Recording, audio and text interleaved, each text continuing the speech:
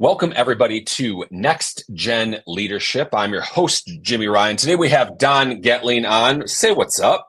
What's up, Jimmy? Good to be in the What's up? house.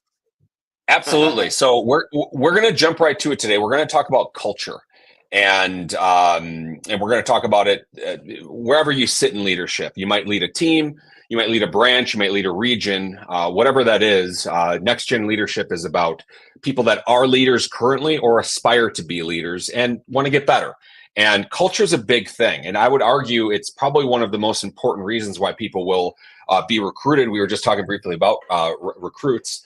But also be retained, and it goes deeper than that too. It's like how do files flow through your system? What's the teamwork? What's the synergy? Are people actually on the same team, or are people working against each other? And I think that culture is a big thing with that. And man, we have a lot of places to go with this, but I would say, Right. How would you open us up on culture, the importance of it, and I guess like what you're doing to promote a great culture? Well, thank you, Jimmy. And I love this topic. My number one topic, my number one strength, I believe, and you can even ask my business partner, Gino. This is my bailiwick. This is what I live for. Actually started writing a book. It'll take me a while to finish, but it's called Magnetic Culture.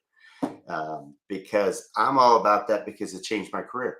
It absolutely can change my career, like aligning yourself with the right people. But for me, I actually had to tell a little story because you're like, oh, does Don really believe it? Because it is a buzzword.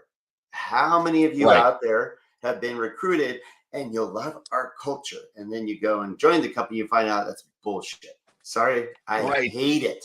I'm going to use that technical term because it's not fair.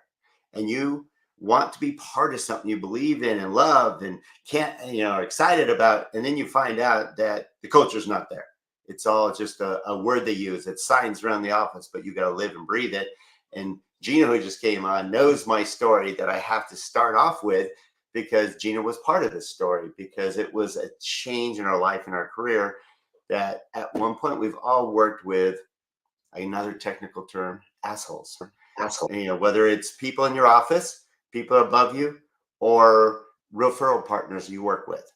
And I got to this stage in my career, after 20 something years being in the industry, and I finally said, I'm over it. I don't want to work with jerks anymore. It's not worth it. I'd rather quit than dealing with jerks that are on my team, jerks that are above me, or jerks that I feel I have to work with to get business. Right. And I literally at one point left the company we were at, and I said, I'm going to join a new company, and I want to do something fresh and new. And we're only going to work with cool people we love working with on our team, and cool people we like working with after the fact, that are referral partners. And I literally, Gino will laugh, but I literally had a fish tank in my hand, because I was leaving the office. The only thing I needed to take was really the fish tank and my computer. And basically I'm like, who's coming with me? Who's coming with me? And Gino, Don T, Steph, and Sue. There's 5 of us. We left and opened up our own shop. For at that time was Cherry Creek Mortgage, who gave us a shot at doing it our way, in an executive suite the size of what I'm sitting in here, with very loud, boisterous Gino in the office. It was my selling voice, not my indoor voice. It was my selling voice. Right. Which is shouting. So that was what, 2012, Gino? 2012, yeah. Yeah. Wow. So just to give you some ideas that you can make a difference and you can change it. And then fast forward, just to add the credibility piece that we walk the walk, because you're like, yeah, everybody talks culture. Literally, as we built our region from 3 million a month, 3.6 million, Gino, something like that a month, to a $1.5 billion region doing 300 loans a month. And in that 10-year span, 12-year span, we only had 3 or 4 people total leave us. We're talking staff or LOs, and 2 of them came back. So we're about loving on our people, loving on our referral partners, loving on our team, so that they have no reason to leave. And of course, you have to give them infrastructure, and Gino can talk about that because he handles the infrastructure to give them no excuses to want to leave. But we believe in culture.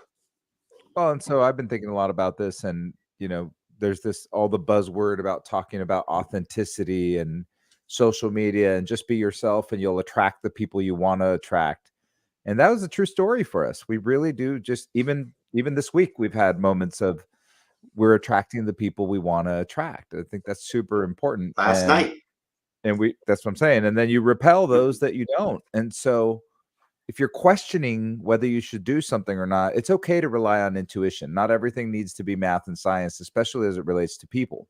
And, even though Don's the one that's more consistent with giving people love. In fact, we call him Donnie Love Buckets, if you guys haven't gone over that before. Not yet. Yeah. So he's really good about giving people love, like more frequently, like, sending little gifts or making little notes or sending them a hoorah email and stuff like that. I'm not that person. So you don't have to be a cheerleader. That's okay too. It doesn't mean you don't have culture, right? It just, so you could have a culture of excellence, right? So you can define culture however you want it, but culture just means that you have some non-negotiables. And the people that are in alignment with your non-negotiables are going to be part of building the culture that you want. And the culture is not just Don or I. Of course, leadership matters. They set the tone for the culture, but everybody's got to contribute. It's the group that is the representative of what the culture of a team is. And that's one of the notes that I had. It takes a village, and I'm just going to read directly from this because I think this is exactly what it is. Everyone must believe in, support, and protect the culture. And I think as the leader, you have to have those non-negotiables. Like, you're being an asshole. No. Like, right. So talk about that. Like, what's an action item for somebody to, like, let's just say here, you're getting a whiff of someone's a jerk. How do you step in to right the path? Like, get them back into this is our culture. And is it like a one talk thing and one strike, you're out? Or is it like, look, this happened, it's not happening again? And I guess, how do you it's not just encourage it? Because all of us make mistakes. All of us. God knows my wife would have divorced me a few times over. And our team would have divorced us. But because even we as leaders make mistakes, because we try things, we adapt, we and not all our ideas work and so forth. But it's funny, we have an advantage between Gino and I running our region is the fact that we actually get to divide and conquer, meaning we get to choose who's got the best relationship with that particular person, or depending on what that could vary too. Yeah. And based on the personality or the issue at that time. And it'd be, Gino, they're screwing up. It could be he's more of the operations side. They are turning in shit loans. This is on you, dude. And he'll go and instruct them. Hey, just this is not acceptable. And here's why it's not acceptable. And here's how it affects you and the rest of the team. It's not just, I don't like what you're doing and you're going to get fired for it. It's, let me explain to you how this devalues you as well as the team and how it affects all of us. And then if it's a personality thing, like someone's just being a jerk in general or not showing up to events and so forth, that's where Gina goes, Don, this one's yours. So it depends, but you got to be honest with them, completely honest. A lot of people want to beat around the bush or stick their head in the sand and not address it. We address it like that. We do not sit on it and let it fester and become a problem. And then here's the most important part. Be willing to walk away from volume. Mm-hmm. You have to be willing to walk away from it because it's toxic, right? If the only reason the person's on the team is because they have volume, it's absolutely toxic. And what it's doing, if it's hurting us as leaders, it's disrupting our ability to practice at highest and best use, it's actually holding us back. And so sometimes you have to get rid of that one person that's toxic to open the doors to all the people that you really want to join you. And the volume will replace itself. The volume will come. You have to walk away from the volume. And it did. Yeah, we walked the walk. We had to let go of our number one producer. It was a third of our production, just because it was time to separate ways at that time. That person's back, and he's our bro. He just needed to grow and see what was on the outside because, of course, it was us. And then he went outside and he's like, oh, shit, you guys are awesome. These guys suck. I'm coming back. But see, and some people just need that reset. And I've done, I think I've Yeah. shared this with you guys, that I fired my number one referral partner. She was a pain in the ass. She was absolutely terrible. And it was just like, I can't do this anymore. And I remember having a meeting with her, firing her. We can't do this anymore. And walking away from that meeting, ear to ear, you could not slap the smile off my face. But then she grew and ended up reaching back out to me, realizing that, like, here, I wasn't like just some full of shit dude. I'm not going to accept this behavior. Abuse. I laid the groundwork, but then we can come back together down the road or not. But when we did come back together, she became my number one again. And I think that a lot of people can relate to that. But as far as leadership goes, I think it takes there. I think that's a level higher of like faith that you're. It's like discipline. It's like being a father, and I think it takes a level of faith that no, this is the standard. I'm going to uphold it, and because of that, it's going to make everybody better, but myself too. Well, you owe it to everybody else too, because it's, if you do accept as a leader, because it's really hard to, like Gino said, get rid of like a top producer. That's your P&L, baby. That could be your pocket book, and it could be dangerous. But you got to look at the rest of the team. Sometimes that toxic person affects everyone, and you think that they don't know it. That they don't know how toxic. They know, and it makes them go, wait a minute. You said you care about culture, but you accept this. That's contradictory to what you say you are.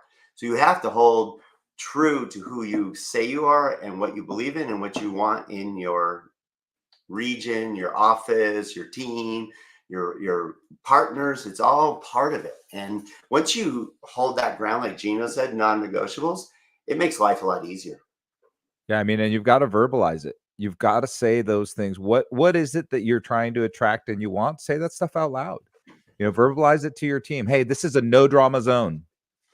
Right. Okay, this is no drama zone. So then it's really easy when someone's starting to bitch and whine or do something, be like, dude, it sounds totally like drama. Are we going to accomplish anything today? Like, are we trying to fix a problem, or you just want do you have a solution, or you're just bitching? Yeah. Now, if you just want to bitch and you just want to vent, that's okay too. Sometimes we just need that. Funny story on that. We had a third partner, Leslie Gardella, that we worked with for years. And one day I'm with Don and Leslie, and Leslie goes, Gino, you're just always so in such a good mood. You're never angry. She's like, how do you do it? And Don's I'm on like, the other side that's going, not true. He's like, I gotta listen to him. But that's he just bitches to me. That's our superpower, is that we have each other to bitch to, so we don't have to bitch to anybody else. So I think we've talked a little bit about like how to cancel bad culture. How do you encourage good? And I mean, it's not just about, again, you mentioned it. It's not about signs in your office. Signs mean nothing. How are you loving on your people? How are you Donnie Love Buckets? And how are you known as that? And I guess, what are, like, if you're going to give like an actionable step, like, hey, make sure you do this. What should people do if they're a leader and they really want to encourage the good culture, not just block the bad, but encourage the good? All right, I'll give a really easy bullet point for anyone, and Gino knows where I'm going to go because it works. So you work really hard to recruit somebody. It's the hardest thing in the world to get somebody to actually say yes to you versus the other 200, 300, whatever, thousands of companies out there. And you work hard to get them to believe in it. And then once they do, it's amazing how many companies, that honeymoon period ends like that, for one, but they also don't prep. I mean, the person who says yes still in their mind is going, I hope I made the right decision, though. Even though they made the decision, they still hope they made the right one because they just started. So make sure that their first impression is rock star, meaning letting them know that you're excited that they joined you and that they made the right decision, because that sets the tone for their mindset immediately. So when they come in the office, their desk is ready, their computer's ready, their printer's ready, their supplies are there, there's welcome signs, there's flowers if it's for the ladies, whatever it is, you make it a big deal. Everybody welcomes them. You send out an email, hey, welcome our new teammate. You introduce them at your next meeting, how excited you are. You make it a big deal that they joined your company, and right away they go, I made the right decision. So their mindset starts off high, as opposed to I'm going to look around and see if this is the right decision. But if you start off that way, right from the get-go, they believe it. So And then that's guess my what happens? first tip. Then they come home and they share that with their significant other. Yep. Yes. I'm like, oh my God, I had the greatest day. I showed up and they had this and they had that. And I'm so happy we did this. Right. And Because nobody does that, by the way. yeah. Think about it. And the thing about you don't get a second chance to make a first impression. It's real true. It's really I true. said that to him, Gino. That's funny, Yeah. right? Yeah. And And so the love buckets, Right. just so you know, I would literally, for my branches, I'd send them a giant bucket with welcome signs, thank like you, a all kinds of 34-gallon stuff. tupper. Yeah, a tub with a welcome mat for them and all kinds of stuff to them so that they were prepared to welcome whatever new teammates they brought into the thing, because I don't want them having excuses, because they'll say, I don't know what to do. I don't know what, but if the bucket's ready to go, everybody gets a happy, first impression. It's like a photo booth. Think of a photo booth. He had like a photo booth box that he sent to every one of our branches to make sure they all had the tools necessary to open. And so I do want to transition from that a little bit, because that is welcome on the first day and it's super critical and important. But then what do you do ongoing for the teammates that are already on your side? And I think it's really important to celebrate wins, celebrate the summer solstice, celebrate whatever the hell you love to celebrate football games and have watching parties. Do things like that and be engaged with your team. If you only see your team at work and you guys never play together, that's not it is a culture. It's a work hard culture, but it's not our type of culture. Like, we want to work hard, play hard. We want to have fun together, right? Like, we were lucky enough to go to a Dodger game last night together, and it was a great time. So I think it's celebrate is my tip. Celebrate wins, celebrate sports, celebrate friendship, celebrate whatever you can, whenever you can. And to anybody that knows you guys or has hung out with you guys, you're known for that. You guys know how to celebrate. Damn straight. But I would say both things that you guys just mentioned, they're not revolutionary at all. I think everybody has heard this. I think it's difficult to set it up. Like you mentioned that first day. Man, I agree. You know what? I walked into a job one time. It was the first day, and I never showed back up again. I knew I made the wrong call. How about that? Is when your computer's not even there. You can't even go to work. Nobody's helping you. There's no system in place. Yeah. But see, all that stuff does take diligent, organized work, which, generally speaking, a lot of us aren't that great at. Well, I'm sure you have Sonia doing something. I'm sure you have Katie doing something. I'm sure you guys have systems that are in place. Has certain roles. Yeah. But you set that up. It wasn't they figured it out. You guys set it up. No, we're going to have logins ready. The printer has to be set up, all this stuff. And I think that it just takes a little bit of discipline, not even that much. I feel like this is the right way. So, I mean, it's like, why don't people do this? But you're right. Nobody does this. But the people that do are the best in the business. 100%. It's like an ounce of prevention is like pounds of cure. They don't leave the first day. Almost all companies, and you've been part of them, Jimmy, I know we have, where you go to a company and there's the in-house versus, the support team versus sales, where they don't support me, they don't appreciate me. There's that little battle where, if you're really smart, you make them both understand that they need each other. Plain and simple. There is no one without the other. So you have to clarify why each side is important and why we're one team. So, like, for our example, a salesperson, we've all seen a salesperson belittle or degrade or abuse a staff member, a support team member. And we make it clear as day from day one that will never be acceptable. We ever see you abuse or treat our support team incorrectly, you will be the one to go, because you are easier to replace than they are. Trying to find a good underwriter, processor, LOA, support team member, they are gold. Look at what everybody looked for during refi. They stood up for us and made it happen. Whereas somebody that isn't good, they don't care. They're not going to go work those extra hours or make sure they do it right or treat your customers right.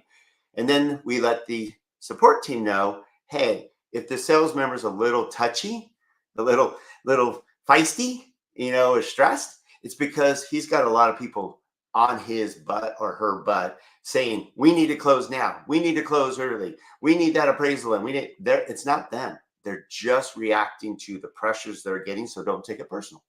Just Or support them. they're transferring that pressure, right? Sometimes Yeah. they're just the pass-through entity, right? I'm Yep. being yelled at, so I'm going to yell at you. I mean, it's just people are human, right? They don't stop being human, but sometimes it just takes one of us to say, "Hey, man, not now, not here, not like this." And Don's favorite line, and I love it: "Good content, bad delivery." Right? So you got to be really careful with how you deliver things. So you could tell someone the worst news in the world, but if you deliver it well, they can accept it so much better because of the approach. So approach matters when having hard, difficult conversations. Yeah, I even All right, made guys, we're coming up. somebody give me a hug, and then after I left, Gino knows the story, and he goes, I think he went up to my wife and goes, I think he just fired me. You do it right. Absolutely. Well, we're coming up. We're at 20 minutes. I mean, just to summarize, and I'll have some closing words from both of you guys, but use your words. No assholes. Mm-hmm. No jerks. That's cool the other book people we're writing, only. by the way. I'm not going to tell the title because Gino's getting pissed. He goes, someone's going to steal your title. Cool people only. First impressions matter. Day one matters. And celebrate with your team. Gosh, this isn't even. None of this is revolutionary. None of it is revolutionary. It works. But wow. Okay. Closing words, and then we're going to sign off. I'll go first. I think that you have to be engaged with your team in order to make this happen. It's very hard. And look, we're all living in a more remote world, so it's more difficult when you're not in person. So be cognizant of that and try to find a way to be together, right? So bowling nights are super cheap. That's a good idea. Taco Tuesday at your office, like use those tools to do simple things. And just all you have to ask yourself is, how do I spend more time being human with my friends and not necessarily in a work relationship? That improves all work relationships. 100%. Good job, Gino. You're hired. Yeah, I like that. We'll keep you. Because I'm not in charge of culture doesn't mean I don't have any. No. Well, you have to support it. Perfect example, Gino. You support it. If you didn't, we'd really in big trouble. I'll say two things, Jimmy. One is the other importance of getting the entire team together.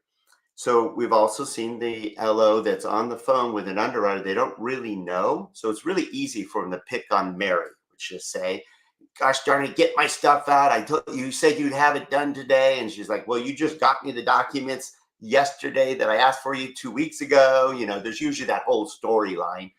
I go, right. But when they're all hanging out together and John the LO knows Mary the underwriter, it changes everything, because now you're like, Mary's really cool.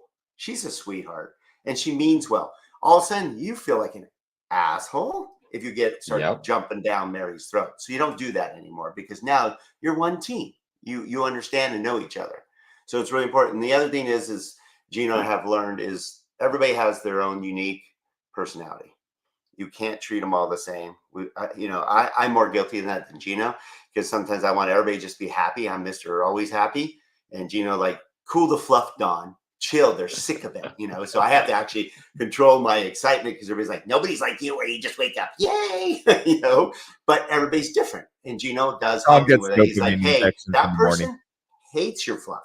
Just be honest with them, direct with them, get the shit done. This person loves your fluff, So you gotta adjust to the personality of the person and their needs, because each one's different. God knows salespeople are very unique animals, but so are staff members. So you got to make sure that you get to know them and handle them accordingly. Guys, this is jam-packed with great stuff. I loved every second of this call. And in signing off, this is Next Gen Leadership. This is for leaders and people that aspire to be leaders or just better at it. And hey, if you're watching this, write a comment. Let us know what you liked. And if you want us to go into something deeper, please just let us know. Type a comment. We'd love the engagement. And I want to thank Don and Gino for joining us. And we will see you guys. Thank you, Jimmy. You're the man. Thank you.